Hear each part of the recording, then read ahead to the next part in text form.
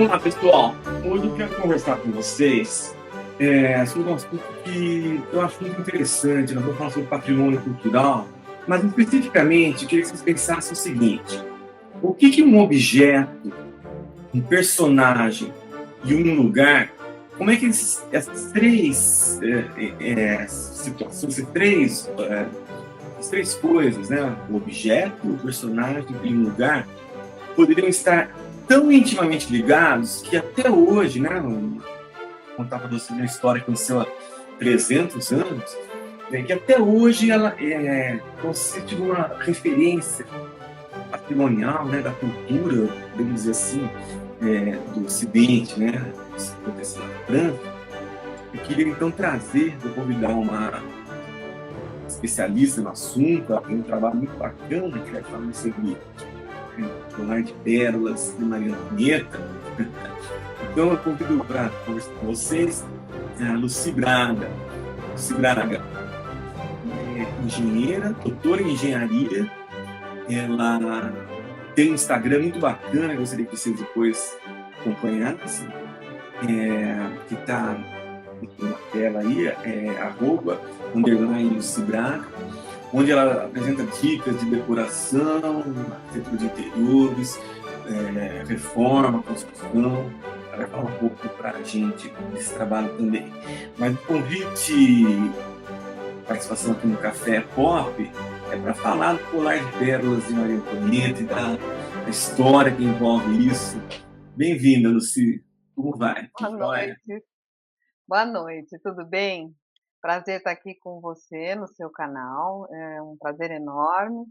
E eu estou muito contente de ter sido chamada para conversar exatamente desse assunto. Não é o meu assunto no Instagram, não é o que eu trabalho ali no dia a dia, que eu trabalho com obra, decoração e tal, mas esse trabalho no período do doutorado eu desenvolvi e foi bem legal trabalhar com essa relação do material e do imaterial, do lugar, do objeto com as pessoas e o quanto isso pode ser de importante e o quanto pode marcar ali uma paisagem. Na realidade não é um colar de pérolas, é um colar de diamantes, Ah, mas vamos falar mas vamos falar dele aí. Lucy, você mencionou o seu doutorado.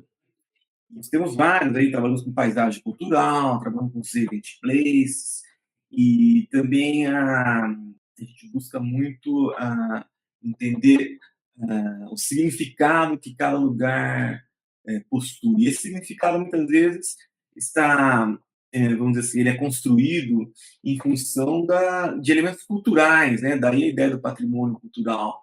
Então, quando a gente fala de um objeto, um colar de diamantes, no caso, né? Um colar de pérolas, eu uso esse termo colar de pérolas para descrever as pérolas que são as sedes das fazendas cafeiras aqui da região de Campinas. Eu digo que as fazendas de café aqui de Campinas compõem o colar de pérolas da Princesa do Oeste, que é a alcunha da cidade de Campinas, né?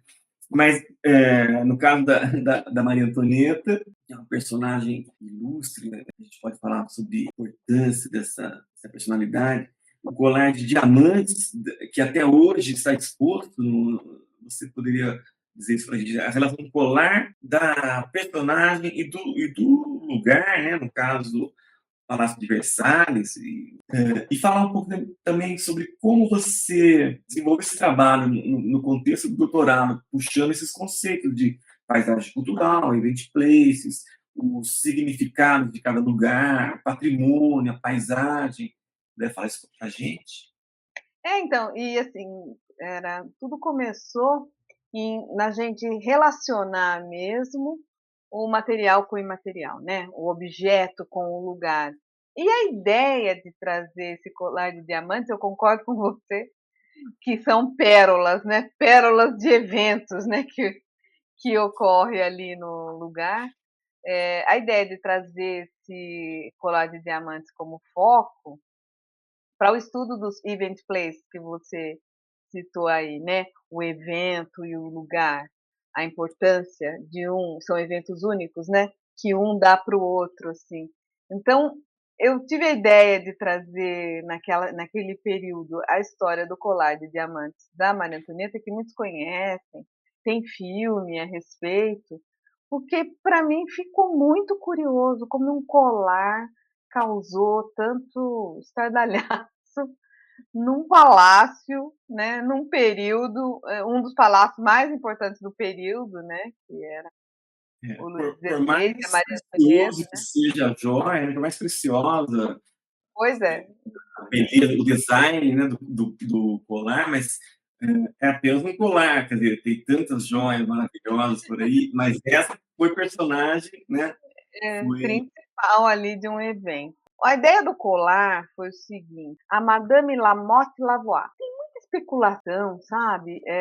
Alguns dizem que a Madame du Barry era amiga, que foi a amante do pai do marido da Maria Antonieta, que a Maria Antonieta não gostou. 1785. Então, contextualizando, pessoal, o café entrou no Brasil em 1727, mas ele levou quase o século XVIII inteiro para chegar no Rio de Janeiro. Nessa ocasião, as primeiras plantações de café no Rio de Janeiro estavam acontecendo. Porém, na Europa já se consumia bastante café. Provavelmente, na corte de Maria Antonieta também se apreciava um bom café. Então na corte havia muita, eu não sou historiadora, gente, mas eu estou contando mais ou menos do estudo da época, tudo, né? Havia muito tititi e tudo mais. E essa Madame de Lavoie, ela sabia que o cardeal de Rouen tinha uma paixão pela Maria Antonieta. E a Maria Antonieta não dava muita bola para isso, não.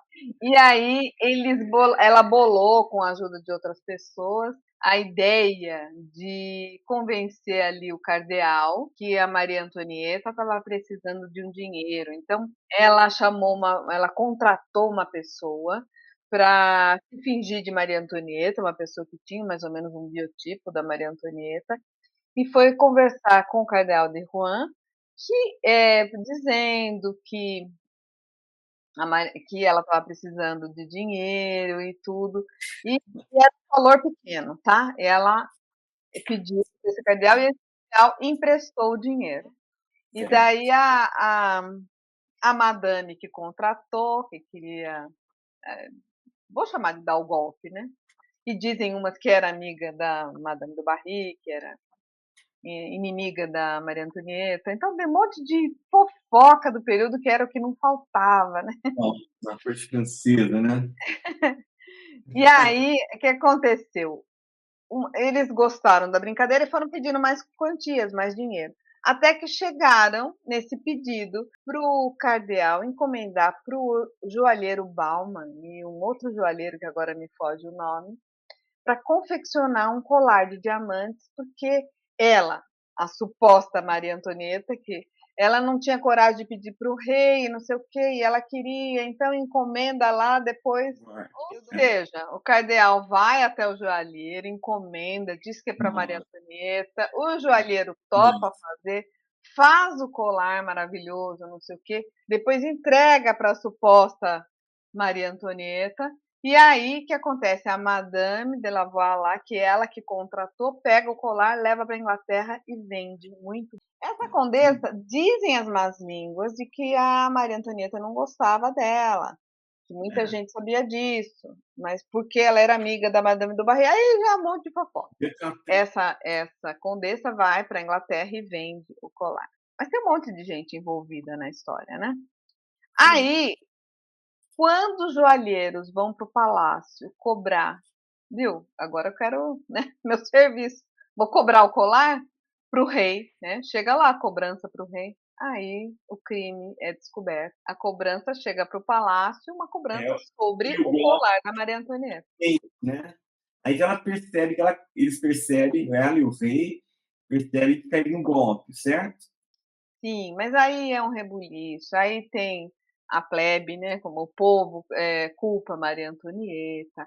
Aí é uma confusão. Aí vão dizer que a moça, essa condessa, armou junto com Maria Antonieta para pegar o dinheiro. Nossa, foi assim. A França, o governo francês, ele tem problemas com esse momento, E o governo francês naquele período não estava fácil a coisa para eles, eu não vou nem dizer, como eu falei, não sou historiadora, mas eu sei que era um período muito complicado e ainda aparece a história do Ah, colar. isso é pleno período da Revolução Francesa, não é Sim, isso? isso, é um pouco antes. Mas, assim, existe uma frase célebre de Napoleão que fala que a Maria Antonieta perde o pescoço de desde o momento do colar. E a maioria dos, personagens desse crime, né, porque foi um crime mesmo, Golpe, né? ela Primeiro um golpe. golpe, nossa, levou dinheiro embora e tudo, e não era um valor pequeno, era bem alto. Claro, um colar de diamantes enorme, assim. Eh, ele Esses personagens todos se deram maus, né, todos. Morreu. Essa Condessa de Lavoie aí, ela vai morar na Inglaterra, e ela cai de uma janela. Aí Nossa, fala que ela foi empurrada da janela. caraca, hein? Coisa. Tudo, né, o Cagliostro lá, ele vai preso. Bom, o cardeal é exilado, acontece me e o cardeal de Rouen é de uma das a segunda família mais rica da França na época. Né? Vivia apaixonado, que daí e a rainha não dava muita bola para ele, porque a mãe da rainha já tinha feito a fama dele. Ele era muito gastão, e então ela não queria dar nenhum privilégio para esse cardeal ali no período, né, que ela era rainha. Era muita fofoca e muita gente contra Maria Antonieta, contra o rei, contra tudo. Então É, tudo não, aí, virava uma outra história. Tudo no virava uma período. outra história, né? Período de... Mas aí, agora amarrando a história, o colar, a personagem e o lugar, né? Ele Versailles, morava no Palácio de Versalhes, né? Que Versailles. é maravilhoso e Quanto tal. de fofoca tinha naquele jardim? E até hoje, vamos dizer, essa história guardada das proporções, né? Não se sabe de fato o que foi exatamente como foi, porque tinha, como você falou, versões dúbias da história, né? Sim, Mas tem. acabou que o colar de diamantes de Maria Antonieta está exposto. Onde ele está exposto hoje? É no Você sabe? Museu de Londres. Eu não tenho certeza, Aí, quase certeza que é no Museu de Londres. e de fato, Tem uma cópia num museu na França, numa cidade menor, também não vou lembrar, mas tem uma cópia.